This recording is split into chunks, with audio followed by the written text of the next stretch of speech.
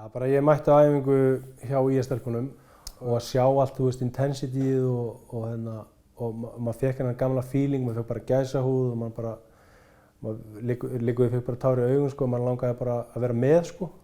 Ég hugsaði bara, mér langar bara að stelpa mig sig í þessu, sko. Ég veit bara ekki betri skóla fyrir dóttur mína heldur en að fara í eitthvað svona prógram, sko. I love how intense he is, regardless of whether they're little girls, little boys, grown-ups. He coaches the same way, every team, every player.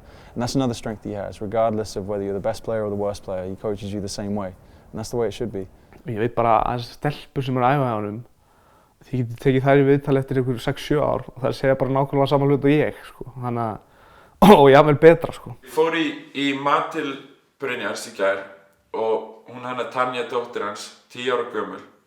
Og hún spyr mig, eiginlega bara 2 spurningar. Fyrsta spurningin hvort að pappinnar hafi gert mig reiðan á meðan ég var í FSU. Mjög fljótt áttaði ég mig á því að hún var meira svona spá í hvort að Brynjari hefði tekist að komast undir skinnið. Næsta spurningin hvað lærði ég af honum? Hvað er það eina sem ég lærði sem að stendur mest út úr? Og ég sat hana bara wow. Þú veist, hún að spyrja og pæla í hlutum sem að ég byrjaði ekki að pæla í að spyrja fyrir tvítugt. Hvað að fara að gerast með þessar stelpur? Þetta IR-prógram svona næsta útgáfa af FSU-prógraminu. Það sem öðruvísi að það miklu meira verið að vinna í tilfinningunum, sjálfskoðun og öllu þessu dóti. Bara þessar 2 spurningar, þá leið mér svolítið svona litla 10 ára stelpa bara, you got me, sko. Við skiljum hvort annað aðeins. Og þessar gælur sko ljósárum á undan okkur í tilfinningagreind, sjálfsgreiningu og vera að pæla í hlutunum fyrir sjálfa sig. Og það 12 ára og við vorum 18. Það sem að hún vildi vita var ekki gaman, þú unnið í marga leiki, það var ekki eitthvað svona, þetta var svona, hvað fékkstu út úr þessu? Fyrst, bara pirraði þetta þig, sem náttúrulega bara gerir þetta í reiðin, sem náttúrulega bara einn af grundvöllum þess að vaxa og verða betri mannesku. Og svo var það, hver var afleiðingin af því? Svo bara talaði ég í 10 mínútur og ég að svara hana, einhverju 10 ára stelpu bara, og fannst ég aldrei þurfa að dumb it down, sko. En eftir að vera í kringum stelpunnar að rauninni þegar ég hitti þær og fór aðeins að spjalla við þær og kom mér ekkert á óvart hvernig þær voru, af því að mér fannst svona mikið vera komið fram í þeim sem að kom fram í okkur og ég sá bara að það var mikið sjálfstraust og þær voru til í að svaka mikið að hugsa hvernig þær ætti að bæta sig og í rauninni kom það mér ekkert á óvart, sko, eftir að hafa verið sjálfur í þessu prógrami að þær væru farnar að hugsa svona og tala eins og þær gerðu. En ég get nefnt dæmi þar sem ég kom á einhver mót og sá þær spila og það var kannski 1 ár frá því að koma að sjá 1 ár á milli leikja og ég labba upp á einni stelpun og segi, hörru, svakalega ertu búin að bæta þig mikið. Ótrúlega flott. Þú bara orðin miklu betri í vörn. Þú ert góð með góða boltameðferð, dræfar vel að körfunni og stelpan horfir á mig og segir, já takk, en hvað þarf ég að bæta mest? Hvað var ég ekki að gera nógu vel? Hún kallaði sérstaklega eftir því að ég myndi segja henni hvað hann var ekki nógu góð í og hvað hann þurfti að leggja mesta áherslu á að bæta næst. Það fannst mér svolítið sérstakt hjá 10 ára gömlu barni. I walk in and I see him having video sessions in my office with the little girls after a tournament he had just here, and it was a very pleasant surprise. Sure, Brynja, you can take my office, but like it's amazing seeing these 10, 12 girls just focused on this little video session Brynja's got from breaking down the game before. It's amazing. Like, who else is going to put that effort in? I mean, that's why they're getting better every time I see them play.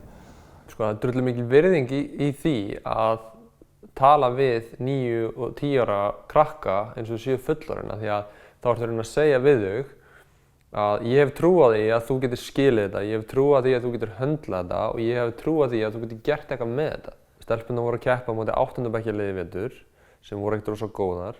Þær voru að skrefa, tvígripa og alls konar dót og stelpurnar hjá okkur voru alltaf að kalla á dómarann að dæma skref. Svo erum við að vinna 19-0 og dómarinn kemur upp á okkur og segir hei, á ég virkilega að vera að stoppa leikinn hérna og dæma skref í hver einustu sókn? Og við bara, já, af hverju ekki? Af hverju ekki gera það? Og þá erum við að tala að þessum stelpum sko, er ekki sýnt sú virðing að það sé einu sinni ætlast til þess af þeim að það er kunni reglurnar. Svo það er mjög fyndið að horfa á hann öskrandi á þessar stelpur og gerandi hitt og gerandi þetta. Því að fyrir fólkið í dag þá myndi það segja að hann var að rífa konur niður. Hann hatar konur. Það er akkurat öfugt í gangi. Hann ætlast til þess að þær ætlist til þess að það sé ekki komið fram við þar öðruvísi heldur en stráka. Og fyrir mér og okkur þá er það að sýna virðingu að ætlast til einhvers af þeim. Að þær hafi eiginleika og geti til þess að geta gert einhverja hluti. Ekki bara segja æ, þið getið þetta einu sinni. Þú ert farin að vinna gegn þeim þegar þú ert farin að knúsa og allt þetta bara því þetta er stelpa. Ég dílaði við þetta með mömmu mína. Mamma mín bara bíðandi með knúsi eftir leik bara, er allt í lagi með því? Og maður bara, það heitir þessi, þurfti á að halda sig, ég fékk aldrei, From what I've seen, from what I've been through with Brynja, he's doing things the right way. Now, a lot of people are going to disagree with me. A lot of people disagree with him about it, but I think he's doing things the right way. Hann er búinn að vera með þessar stelpur í 3 ár. Og þegar maður tala við þessar stelpur, það er ekki alveg að hætta, sko. Þannig að ég skil ekki alveg gagnrýnina á starfið hans Brynjars í Breiðholti því að mér sýnist það að vera að gera mjög góða hluti og erfitt að gagnrýna hann líka, sko. Þetta eru stelpur og baldi ég, já, af hverju stelpur? Þannig að ég sá hann dóttur, svona. En þetta hafi verið meira en það. Ég held að hann alveg átti sig alveg á því að það er eitthvað sem að þarf í þjóðfélaginu. Svo sér hann eitthvað í kúltúrnum þegar dóttir hans byrjar að spila körfubolta og hann segir bara, já, þetta er kjaftæði, við þurfum að breyta þessu.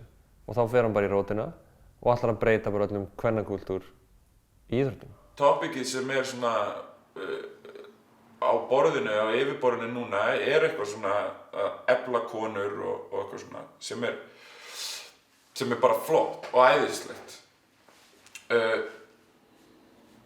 En hann er ekki að fara að gera eins og restin er að fara að gera því það er ekki það sem að restin er að gera.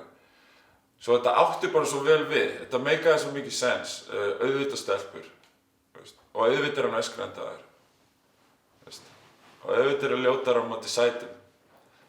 En ég meina, það er að taka allir þessi hugtök og allt þetta rusl sem við lifum lífuna eftir.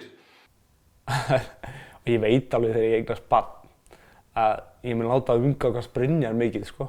Það er alveg klárt mál. Ég er 20 og eitthvað ára því að átta mig, fyrir að átta mig á hvað það er sem hann er að reyna að fá fólk til þess að gera.